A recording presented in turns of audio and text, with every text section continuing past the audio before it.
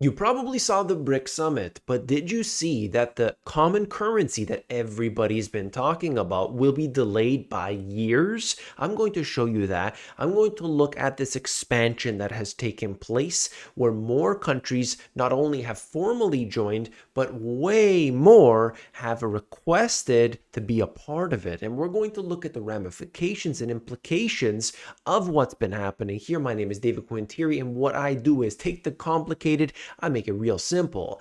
We will also look at what you as an individual can do in these more difficult circumstances as we open up to a multipolar world. How does that sound? Let's begin. First things first, you probably saw articles like this. BRICS expansion faces 11th hour hurdle as divisions persist. Rumors swirl after the leader of China fails to give key BRICS speech. They were expecting the leader to come out there and start bashing the West and bashing the United States, and yet it seemed to be nothing of the sort. It was all about common prosperity, common values. We want to grow, we want to do better, all of these things. It was interesting. And that was sort of the theme throughout. Now, here we have this China to urge the BRICS to become a geopolitical rival to the G7. They are opening up their own situation where they don't want to deal with the sanctions and they don't want to be on the financial system of the United States. This takes money and this takes alliances. And now the groundwork is being laid as you see it, not just with the BRICS, but they have so many different organizations and different levels to this that are clearly a competitor to the existing systems that were built after World War II. So there's more to it. And I wanted to start right here. BRICS to admit 6 new countries to the bloc, including, and these are the two big ones for so many reasons, Iran and Saudi Arabia. Just a few years ago, these were countries that were battling against each other in Yemen. And they've got ideological differences, so many. And then China sits in the middle of the two of them and says, hey, you better play nice. Let's get together. Let's get along. And they basically said, okay, we'll stop. We'll stop the battles. We're gonna be on good terms again. Let's talk. Let's open a dialogue. And now we have this happen. And I think it was directly correlated to that. Hey, you want to be in the BRICS? You can't be fighting. So let's get together. So that's what's going on here. We've got other countries like Argentina, Ethiopia, Egypt, and United Arab Emirates to join the club of the large emerging economies in a major expansion. Okay, so we're adding a lot of countries all at once here, and I'm going to cover in a moment why these countries are important and what they bring to the table. It's very important. Each country has their own unique circumstances. No country is perfect. These are smaller, of course, smaller economies, but they bring something to the table. We'll talk about that in a second. I just wanted to show you something within this. It just highlights nearly 24 countries had formally applied to join the club from across the global south, which is a broad term referring to non-Western nations. About 50 other heads of state and government attended the summit, underscoring what the BRICS leaders say is the attractiveness of its message. So you got to remember that. I saw a picture of, I believe, Mozambique. Somebody from Mozambique was there. So you're going to talk about far and wide countries all over the place wanting to do business with the BRICS, wanting to join, and if not in an official capacity, some sort of unofficial capacity, I'm sure they want to get in there. And so this is what we have today, an expansion in this way. What do they do? What do they bring to the table? Let's talk about it. Well, you've got a massive oil alliance, United Arab Emirates, Saudi Arabia, and Iran. We're talking about this in other countries as well. 80, I believe I have it written down here, 80% of the total world reserves. That's huge. And you look at the details of, what could come. Of course, oil, number one, most important commodity in many respects on a global level. So when you've got these countries all together, well, we need to pay attention. Iran, UAE, Saudi, and Egypt, Part of that, I think, when you look at this from a top-down view, it makes a lot of sense. This region right here, when we see the dividing line, it's like, from the Middle East and east of that are all seemingly aligned in this group. Isn't it interesting? You've got Ethiopia having gold. They've got gold. When you look at these other countries, like I just mentioned, Egypt, Saudi, UAE, and Iran, they've got the oil. So we've got resources. Ethiopia with the gold. Argentina's got agriculture. So all of these countries together, they have unique aspects, and they might be in different parts of the world, but I think it makes a lot of sense when you start to piece it all together. We want resources, growth, and of course a growing part of that global GDP. The changes that have to happen, I mean, there's a lot. Let's be very clear about this. They're not going to change instantly. They're not going to say bye-bye US dollar tomorrow, but in time, things are changing. Now, what about that currency? Well, I'll talk about that. I want to highlight something extremely important. But I just want to show you that first on a map, if you want to see it, where they are located geographically. And I wanted to just make something very clear. Through all of this, people all think there's chaos, multipolar world, what's going on in the stock market, all these different things. And you got to understand, people are still investing. People are still buying. Now, why am I showing you this broken down car? Well, believe it or not, this is a Sotheby's auction for a Ferrari. It was one of 13 that was ever made or something like this. It's a very limited edition, but it, as you can see, not in the best shape. But it sold for millions of dollars. Okay? So there are people that are willing to buy certain things that are obviously in a completely different world than you and I. We've got this. Young, rich Americans don't trust the stock market, and so they're turning to alternative assets to amplify their wealth. Interesting, right? Well, let me talk about this. Sure, de-dollarization in bold capital letters makes for a scary headline, but the truth is that a multipolar world is already in motion. And whether you're part of the 1% or an everyday investor, to survive any sort of market shakeup, it's essential right now to acquire real assets that could hold value regardless of time or place, to be able to potentially maintain growth potential and stability. And this is why 98% of the ultra-rich allocate at least 5% of their portfolio to art, and why thousands of people are doing it with today's sponsor, Masterworks. Masterworks is the first and leading platform allowing anyone to invest in shares of blue chip artwork. They've used decades of experience and auction data to become one of the largest art buyers on the market. I personally invested with them in a Picasso piece.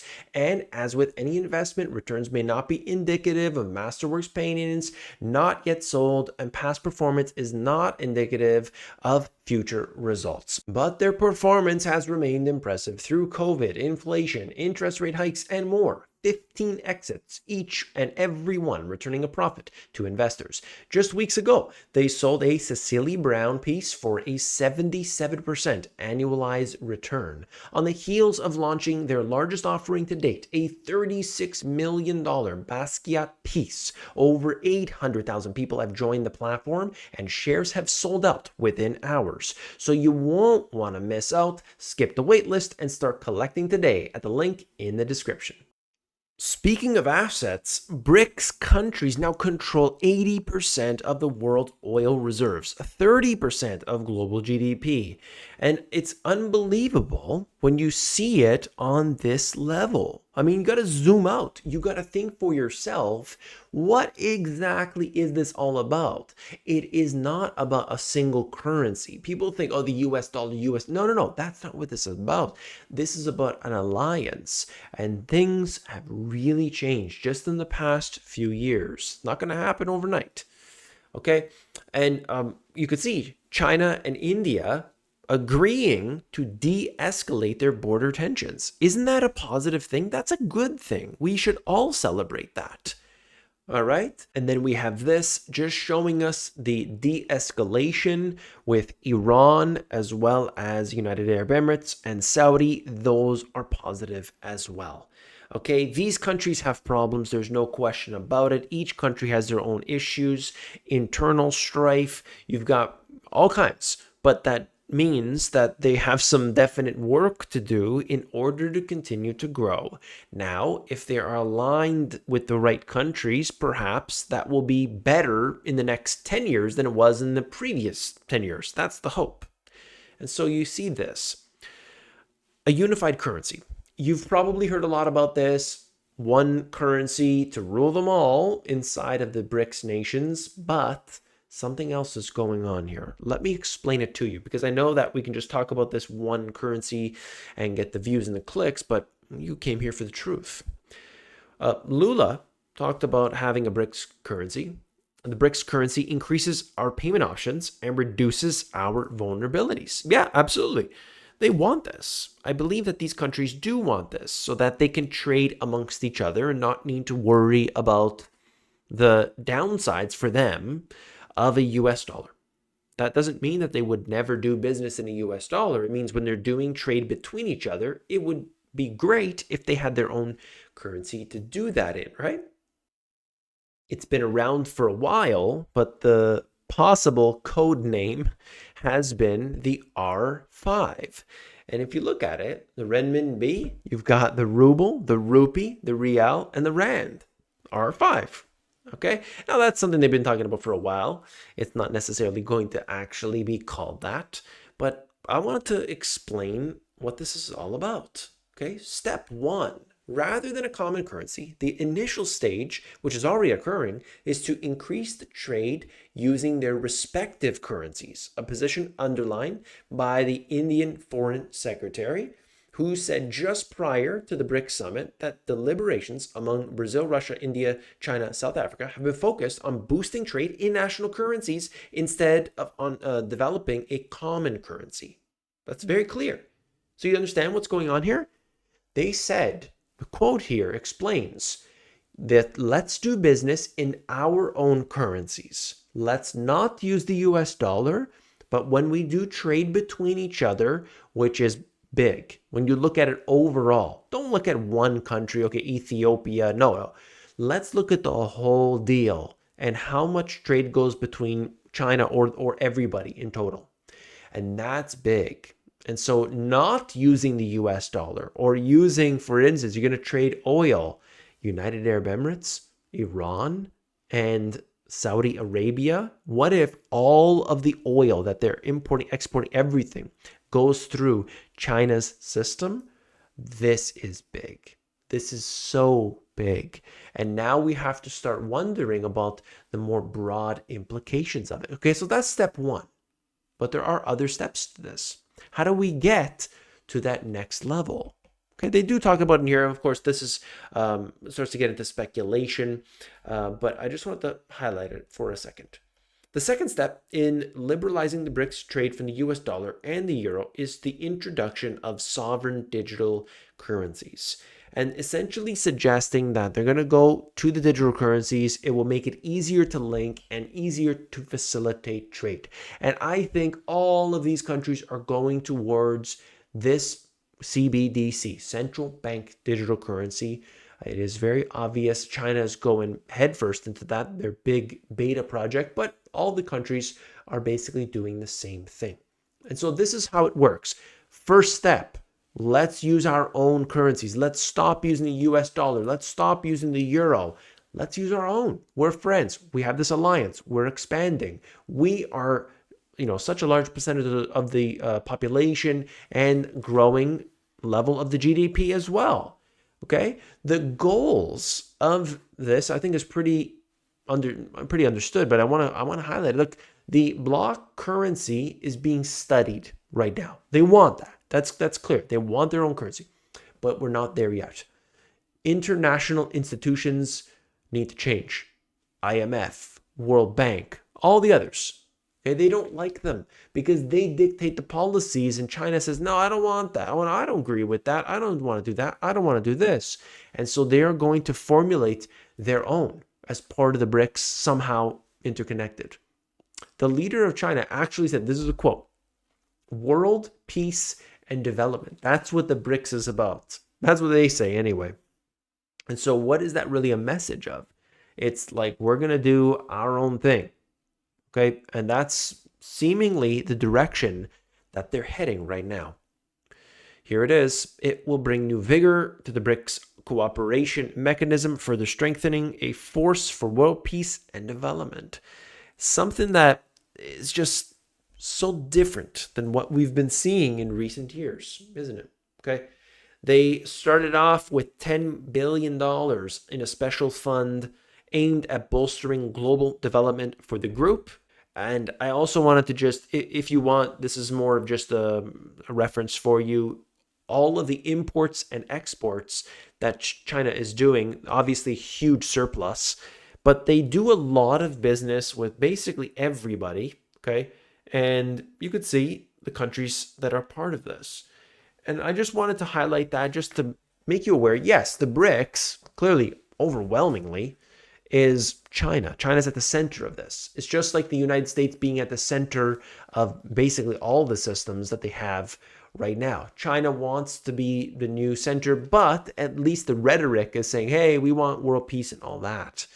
There are 3.7 billion people in this alliance, more than $22 trillion in total GDP, and that's approximately 25% of the global GDP. So this is nothing to, it's not small. It's not small. And that's where it stands today. What about in 10 years? How many more countries are going to come onto that alliance? Will we see some surprises? Is, some other country you would never expect say, yeah, I'm not going to say no to the US, but I'd like to join the BRICS. And that might cause, a domino effect, some major things going on today. You might be asking yourself, what do I do? Well, there are things that you can do and should be doing right now, and I want to highlight that. You need to learn to expand into these new marketplaces where there is growth, where there is this expansion that's taking place. Now the world is going to open up, and you want to be, of course, diversifying into that. I'm not saying you got to put all your money out there or start buying all Chinese stocks. That's not what I'm saying. You got to understand that the multipolar world is going to affect everything, okay? Own assets that don't have seasons. They don't have ups and downs. They don't have this, worry of, what's going to happen tomorrow. Some of these assets are tried and true and are simply just something that stays put for long periods. Own tangible assets. You've got to understand what is real, what is tangible, and of course, that's what lasts well beyond you as an individual. That's the stuff that gets passed down from generation to generation and holds value. Very important stuff here. If you want to know more about this stuff, you got to come onto the Discord, okay? People do not get notified. Let me be clear. Link in the description for the Discord. Just look at this example right here. Comment of the day. Funky Blue, thank you very much for your comment. I pinned this on the most recent video that I had done. I just resubscribed. I wondered what happened to you. YouTube removed your channel from my subscriptions. And then you could see below that, same thing. Okay? I don't end up on the home feed. And that's going on all the time. All the time. I brought this up to YouTube more than one occasion. They said, everything seems fine, sir. Okay. I guess so. I guess unsubscribing people is normal. But I want to thank you for being here. If you go into the Discord, you get the notifications every day. Okay, and it's only within that app. So it's not going to beep and annoy you and all kinds of things. It's just when you go into the Discord. And I want to see you in there so that we can collaborate. We'll form our own BRICS, okay? You and I and over 1,100 people that are in there right now. I want to see you there. When you get in, say hi, and I'll say hi back. Ask any question, ask me anything, all in the Discord. Hit that link below. I'll see you there.